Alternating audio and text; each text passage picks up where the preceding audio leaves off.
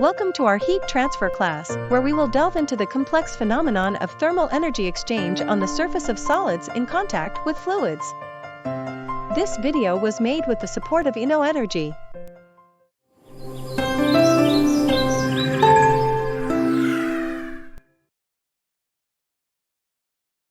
We know that there are three mechanisms of heat transfer: conduction, radiation, and convection. Each of them is due to different physical phenomena which allow heat transfer when there is a temperature difference. And to each of these mechanisms correspond fundamental laws that relate the heat flux to the difference in temperature. Let's start by looking at what convection is, how and when it takes place. Convection takes place at the interface between a solid and a fluid, or at the interface between a liquid and a gas. We will focus exclusively on the study of heat transfer between a solid surface and a fluid. In free convection, the movement of the fluid is not generated by external sources, such as pumps or fans, but only by density differences in the fluid. The fluid surrounding a heat source becomes less dense and rises.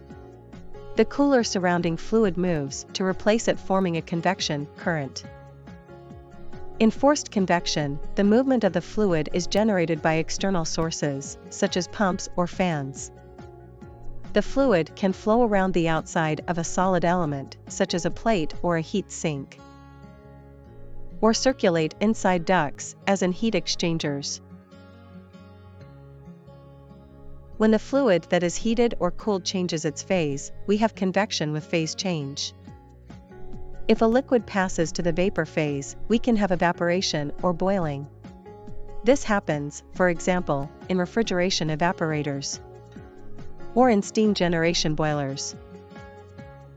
When a vapor passes to the liquid phase, we have condensation. Condensers have multiple applications, such as in refrigeration cycles or in electricity generation cycles. Let us analyze in detail what happens at the surface of a plate with forced convection without phase change.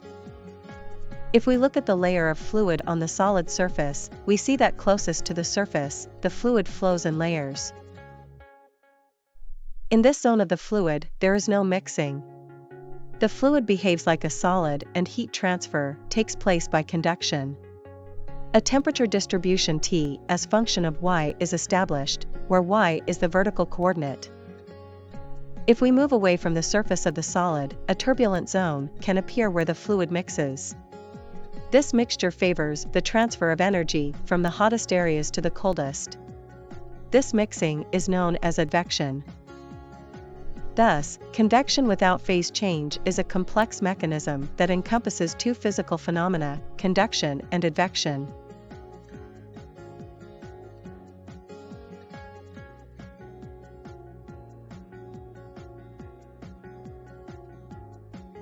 To study heat transfer, we must first analyze the fluid dynamic behavior of the fluid. Fluid mechanics states that when a fluid flows over a plate or the wall of a pipe, a hydrodynamic or velocity boundary layer is established. Within the boundary layer, velocity profiles are established. The boundary layer thickness increases with distance from the origin. As a result of fluid friction, a tension and a drag force appear on the surface. In a duct, this is converted into a pressure drop. The coefficient of friction is defined as the shear stress divided by the kinetic energy per unit volume. In a laminar regime, the fluid circulates in perfectly ordered layers. But under certain conditions, the flow can become turbulent.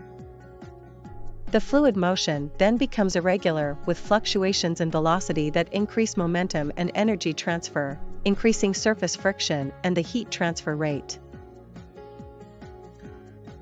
The velocity profile is flatter, with an initial laminar zone on the surface of the solid or laminar sublayer. So we have a first concept. A hydrodynamic boundary layer is established where a velocity profile appears. In a laminar regime, and for a Newtonian fluid, this profile is parabolic. This phenomenon of fluid flow over the plate will influence the heat transfer rate when the temperature of the plate is different from that of the fluid. Hence the interest in remembering these concepts of fluid mechanics. When the temperature of the plate is different from the temperature of the fluid, a phenomenon similar to hydrodynamics occurs. A thermal boundary layer appears and in it a temperature distribution. When the flow is laminar, heat transfer takes place by conduction, like inside a solid. We can apply Fourier's law to obtain the heat flux over the plate with the derivative of the temperature profile at y equal to 0. The difficulty lies in finding the temperature profile analytically. Prandtl's boundary layer theory solves this problem for a very simplified case, such as the circulation of a fluid parallel to the plate in a laminar regime and with constant fluid properties. Computational fluid mechanics is able to calculate velocities and temperatures by solving the fundamental conservation equations and, from there, the rate of heat transfer.